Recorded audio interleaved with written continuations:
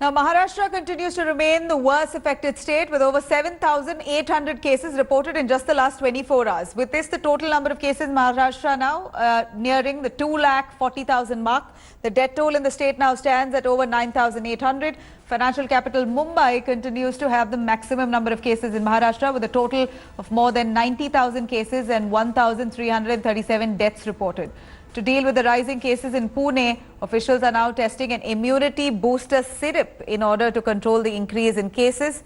This comes even as the government has decided to once again impose a complete lockdown in Pune starting Monday. Despite the rise in cases, the state government has also allowed hotels and restaurants to function with 33% capacity.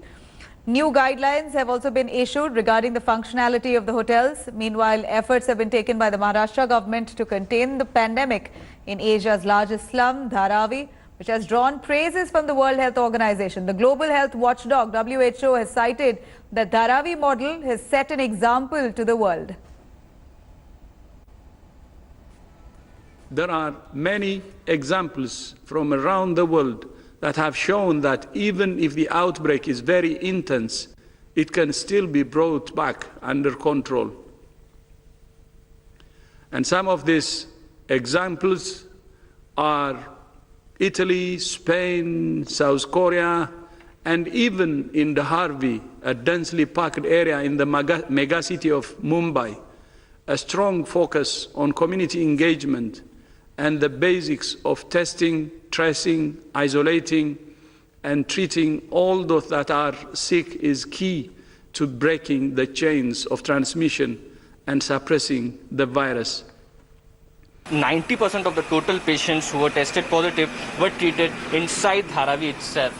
The administration also took a proactive approach in going house to house and doing surveys of about 360,000 people, and in that screening most cases were found to be suspicious and they were taken to quarantine centers.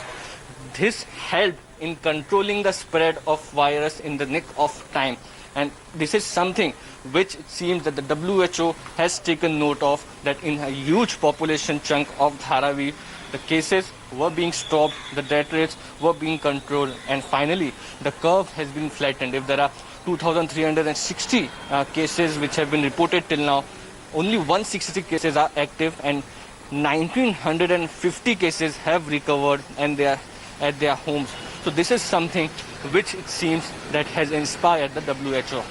In Dharavi, with camera person Mangesh Ambre, Mustafa Sheikh in Mumbai for India Today.